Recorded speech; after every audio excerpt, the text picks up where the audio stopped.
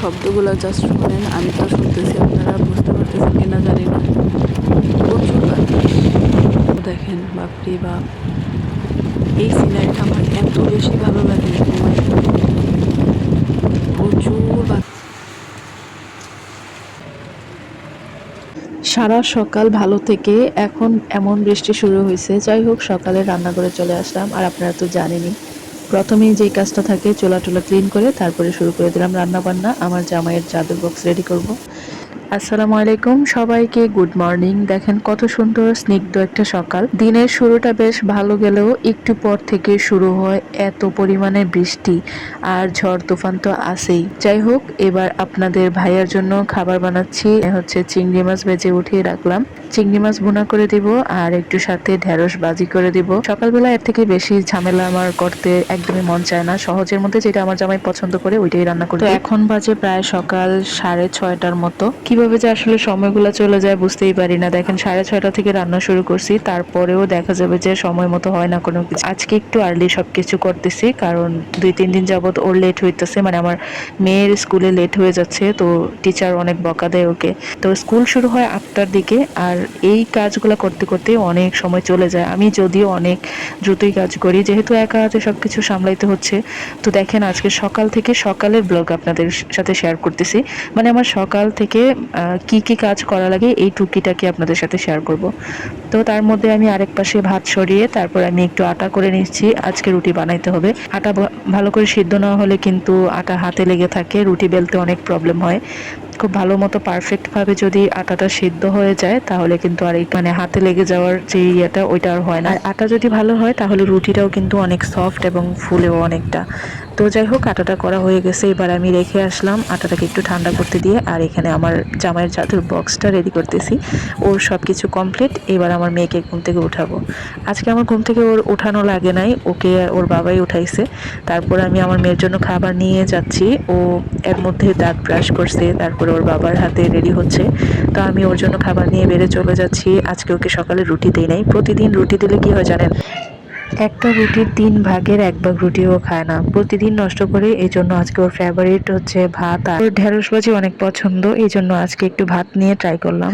ও অনেক ছোট যখন ছিল তখন থেকেই ও ঘুম থেকে ওঠার পরে কখনোই খাবার খেত না ঠিক মতো। আমার অনেক কষ্ট করতে হইতো, এখন পর্যন্ত তাই করতে হয়।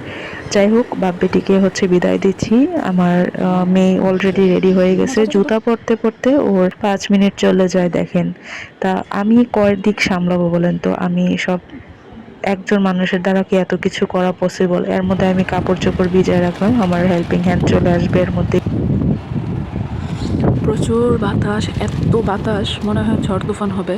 অলরেডি তো আকাশের অবস্থা দেখেন, বাপরে বাপ। বৃষ্টি আসার এই আগ মুহূর্তটা এতটা সুন্দর, ভয়ঙ্কর লেভেলের সুন্দর। প্রকৃতি যে এতটা সুন্দর হয়, আল্লাহর দেয়া মানে প্রত্যেকটা সৃষ্টি দেখেন অন্য রকমের সুন্দর। এই সিনটা জাস্ট আপনারা যারা গ্রামে থাকেন তাদের কাছে তো এটা কি বলবো, আর বলার ভাষাই নাই। আমি যখন ছোট ছিলাম আমার মনে পড়ে গ্রামে এই দৃশ্যটা এত ভীষণ সুন্দর ছিল। আমরা গ্রামেই বড় হয়েছি, তো গ্রামীণ পরিবেশগুলো আসলে এখন আর যাওয়া হয় না ওইদিকে, আর এখন সব কিছুই স্মৃতি। এদিকে দেখেন আমার পর্দা, ঘরের জিনিসপত্র সব উড়াইয়া ফেলতেছে, এত পরিমাণের ঝড় তুফান শুরু হয়ে গেছে। আমি মনে মনে শুকরিয়া করতেছি, যাই হোক আমার মেয়েটাকে এর আগেই পাঠাই দিতে পারছি।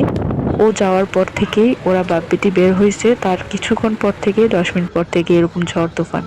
তারপরে ঘরটা গুছিয়ে তারপর বেডশিটটা একটু চেঞ্জ করে তারপরে কাপড় চোপড় অনেক ময়লা ছিল, বিছানার উপরে অনেক কিছু ছিল হাবিজাবি, এগুলো চেঞ্জ করলাম। ঘরটার গুছিয়ে রাখছি। তার মধ্যে এখানে আমার আব্বাজান উঠে গেছে। উনি উঠে এইভাবে প্রত্যেক দিন মুড নিয়ে বসে থাকে।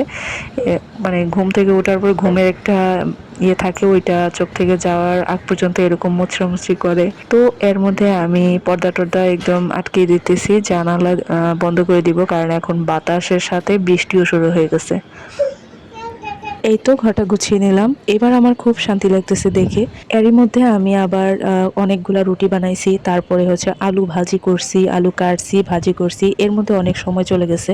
তারপরে আমার ছেলে ঘুম থেকে উঠছে, তো ওর জন্য আবার নাস্তা বানিয়ে নিছি। একটা রুটি বানাইলাম ওর জন্য আলাদা করে, তো এটা হচ্ছে বাটার দিয়ে ওর জন্য ভেজে নিয়ে আসছি, আর আমার জন্য বাকিগুলো রুটি। দেখেন এখনের সিনারিটা। কি করব ঘর গুছিয়ে বলেন তো? এক বালতি হাঁড়ি পাতিল খেলনাপাতি এগুলো নিয়ে এসে আবার বিছানার মধ্যে ঢেলে দিচ্ছে। কেমনটা লাগে বলেন? যতই ঘর গুছানো থাকুক না কেন, আমার ছেলেমেয়ের কেন জানি শান্তিই লাগে না ঘর গুছাইলে। যাই হোক, এবার ওকে আমি ইচ্ছে মতো খেলতে দিব, খেলুক, তারপর আবার গুছাবো। এই তো একটু ঝামেলা তো করবেই বাচ্চা মানুষ, কখনো আমি রাগ করি না এত বেশি। ঘর গুছানো আমার ভালোই লাগে, কিন্তু গোছানোর পরে যে এরকম করে না, দেখেন সুন্দর জিনিস কি আর সুন্দর রাখবে, দেখেন সাথে সাথে সরাই ফেললো। কি করব, কিছু করার নাই ভাই, এখন বাচ্চা মানুষ ঘর থেকে আসলে বের হইতে পারে না, খেলবে কোথায়? আমরা তো অনেক ভাবে বড় হয়েছি, কত জায়গায় গেছি, ছোটাছুটি করছি, জায়গা পেয়েছি। তো ওরা তো আর ওরকম পায় না, ঘর বন্দি থাকে। এই জন্য ইচ্ছে মতো ঘরের ভিতরে খেলতে দেই, কিছু বলি না, কিছু বললেও বা শুনবে কই। যাই হোক, আজকে ভিডিওটা এখানে রাখছি, সবাই ভালো থাকেন, আল্লাহ হাফেজ।